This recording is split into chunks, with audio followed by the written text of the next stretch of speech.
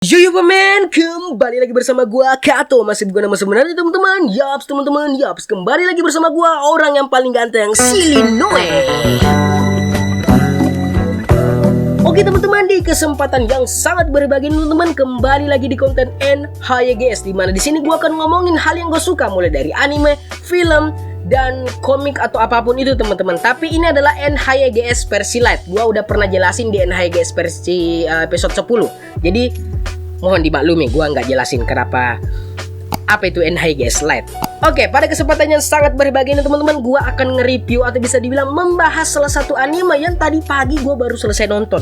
Jam 10 pagi gua baru selesai nonton, karena pada saat ini gua rekam video ini sudah jam berapa ini? Sudah jam 1. Tadi pagi teman-teman, baru selesai gua catat-catat, baru selesai gua nonton animenya. Jadi, anime ini berjudul Nagato Yuki-chan no Sushitsu, atau bisa dibilang judul bahasa Inggris dari anime ini adalah The Disappearance of Nagato Yuki-chan. Jumlah episode pada anime ini adalah 16 episode, dan status anime ini adalah spin-off dari anime The Melancholy of Haruhi Suzumiya. Apa itu spin-off bang? Kalau nggak salah ya, artinya itu spin-off itu adalah artinya kalau nggak salah cerita another story atau cerita yang lain, atau bisa dibilang cerita yang tidak berkesinambungan dengan cerita utama atau dengan MC utama. Jadi anime ini berstatus spin-off. Jadi yang teman-teman yang tahu artinya spin-off, yang arti sebenarnya silahkan komen di bawah teman-teman, karena tadi saya baru lihat di Google aja itu tadi artinya spin-off.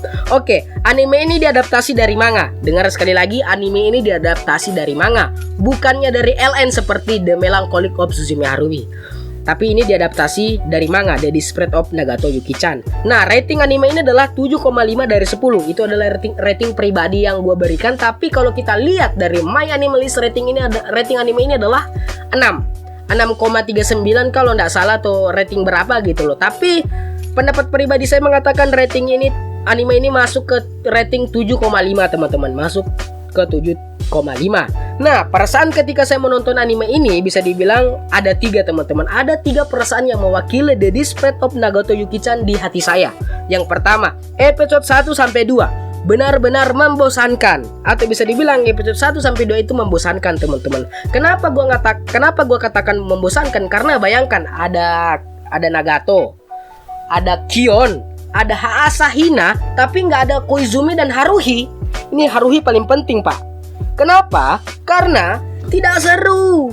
Benar-benar membosankan teman-teman. Kok saya kayak nonton anime yang apa ya, kayak anime-anime mainstream gitu loh. Episode 1 sampai episode 2 gitu. Gue sampai ingin berhenti menonton animenya, kayak apa-apaan ini, nggak asik ya. Tapi saya memakai 3 rules episode. Apa itu 3 rules episode teman-teman? Itu adalah kamu harus nonton 3 episode dari anime tersebut kalau kamu mau tahu apakah anime itu bagus atau tidak, atau cocok sama kamu. Nah, ketika episode 3, masuknya episode 3, anime ini benar-benar saya akan katakan mantap jiwa. Ini yang mengubah rating di hati saya. Yang tadinya 7, sebenarnya yang saya kasih anime ini ratingnya 7. Lumayan lah. Tapi setelah masuk episode 3, saya kasih rating 7,5. Gua kasih naik ke 5. Nggak bisa sampai 8, tapi cuma 7,5. Nah, episode 3 sampai episode 9 dan episode 14 sampai 15. Yang saya rasakan pada anime ini adalah ketika masuknya Suzumiya Haruhi dan Koizumi adalah nostalgia.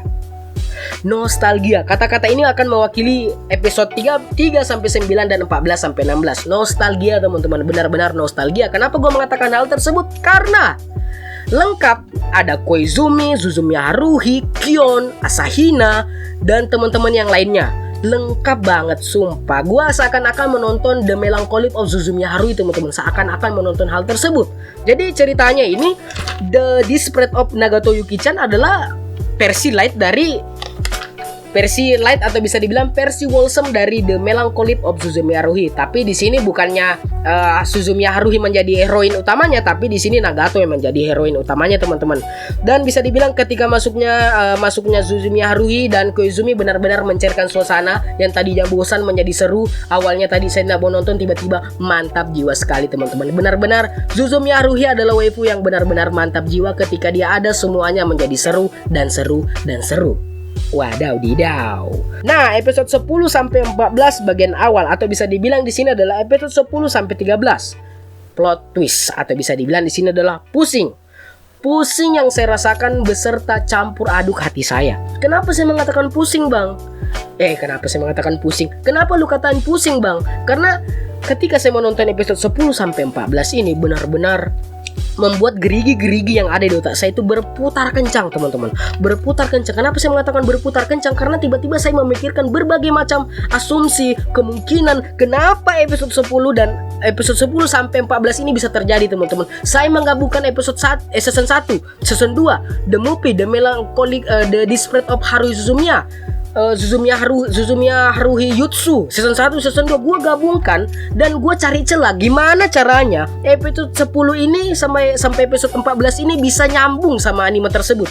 Benar-benar, teman-teman, awalnya gue nggak nyangka bahwa anime ini tadinya wholesome, tiba-tiba jadi serius, teman-teman. Anime ini tiba-tiba serius banget di episode 10 sampai 14 dan benar-benar mencampur aduk hati gua, teman-teman. Benar-benar mencampur hati gua, teman-teman. Kenapa gua mengatakan kenapa lu katakan bercampur hati lu, Bang? Karena bisa dibilang di sini gua mau senang juga, gua mau sedih banget, Pak. Tapi nggak sampai level dimana air mata saya menitih karena saya masih jantan gitu loh. Kecuali Angel Beats. Wadaw, itu sedih banget sih.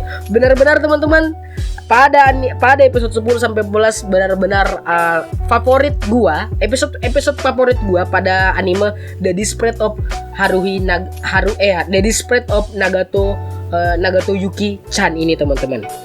Jadi ya seperti itu ya, episode 10 sampai 14 ini bikin pusing serta bikin hati gua bercampur aduk, teman-teman. Yang tadinya wholesome menjadi anime serius. Wadaw didau. Tapi ketika masuk episode 14 sampai 15, 14 bagian tengah sampai episode 15 ya kembali seperti semula animenya, kembali ke nostalgia. Oke, teman-teman, jadi intinya anime ini adalah bisa dibilang The Desperate of Nagato Yuki Chan ini adalah versi light atau bisa dibilang versi wholesome dari The Melancholic of Haruhi Suzumiya. Dan saya lupa bilang, teman-teman, anime ini ya akan memperlihatkan kepada kita kisah cinta antara Nagato dan Suzumiya Haruhi terhadap Gion. Benar-benar, teman-teman, ada dua pilihan waifu yang harus saya ship, tapi susahnya minta ampun, teman-teman.